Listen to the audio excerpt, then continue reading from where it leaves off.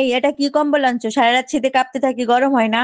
তাইলে এক কাজ করো, কম্বলের সাথে ল্যাপও গায়ে দাও। টুম্পা ভাবির কম্বল গায়ে দেওয়ার সাথে সাথে নাকি শরীর গরম হয়ে যায়? শুধু গরম না, শরীরের ঘামও ছুটে যায়। এক মিনিট, তুমি কি করে জানলা? তুমি না বলছিলা মদ খাবা না, কাল রাতে আবার মদ খেয়ে আসছিলা কেন? বিশ্বাস করো, আমি রাতে মদ খেয়ে আসি নাই। তাহলে কাল রাতে টিভি দেখে একা একা হাসতেছিলা কেন? টিভি দেখে পুরো দুনিয়া হাসে, আমি হাসছি তাতে কি হয়েছে? টিভি বন্ধ ছিল। আচ্ছা, মা বললো তুমি নাকি বিয়ের আগে অনেক বড় শয়তান ছিলা। শুধু শয়তান ছিলাম না, শয়তানের মহাগুরু ছিলাম। জানো, শয়তানের কাছে কখনো শয়তান আসে না, আসে ভালো মানুষ। শয়তান যেখানে না যাইতে পারে সেখানে বউ পাঠায় দেয়। हम इसका पति है, हमको सिर्फ फांसी का सजा। ভাই আজকে তো প্রপোজ ডে, তা ভাবিরে প্রপোজ করেন নাই? আরে ভাবি, ঘরের মুরগি ডাইলের মতো লাগে, বলেন তো আপনারে প্রপোজ করি? আচ্ছা সত্যি করে বলেন তো, ভাবিদের প্রতি আপনারা এত আসক্ত কেন? কারণ এক হইলো রুম বুক করতে হয় না, আর দ্বিতীয় হইলো অ্যাক্সিডেন্ট হওয়ার ভয় থাকে না।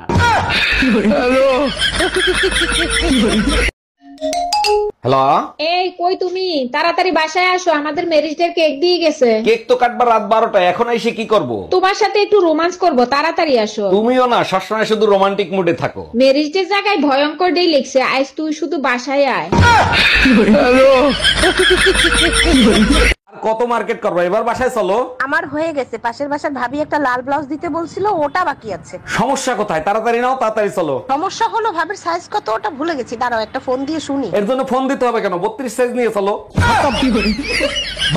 ভাই আপনার চাচাতো ভাই নাকি ভার্সিটিতে পড়ে, তা তার মুখ এত খারাপ কেন? বলেন কি ভাবি, ও তো খুবই ভদ্র একটা ছেলে, কি করছে বলেন তো? আমি জিজ্ঞাসা করছি কোথায় যাচ্ছ, ও বলছে বালছিড়িতে যাচ্ছি। আরে ভাবি, ও তো একটু তোতলা, ওটা বালসিটিতে হবে না, ওটা ভার্সিটিতে হবে। এই তাড়াতাড়ি চলো।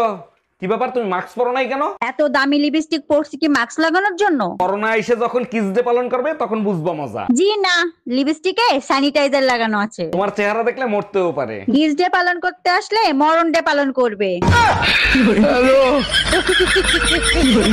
আমার মতো লম্পট আমি এই দুনিয়াতে দুইটা দেখি নাই। আমারে তুমি লম্পট বলতেছো কেন? আমি কি করছি? তাহলে দোতলার ভাবিরে তুমি কি বলছো? বেলকনিতে শেভ করতে গেছি, গিয়ে দেখি ভাবির শাড়ি শুকো দেয়া। আমি দেখছি, তারপর কি হয়েছে? তারপর ভাবিরে বললাম, ভাবি আপনার শাড়িটা জাগান, আমি শেভ করবো।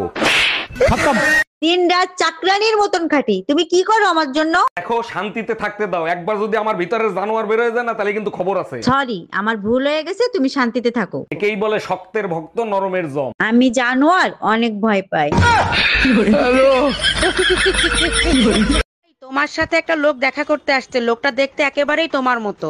আরে তাই তো, মনে হয় ওর মা আগে আমাদের বাসায় কাজ করতো। তোমাদের বংশটা আসলেই একটা নোংরা বংশ। হ্যাঁ ভাইয়া, আগে কি তোমার মা আমাদের বাসায় কাজ করতো?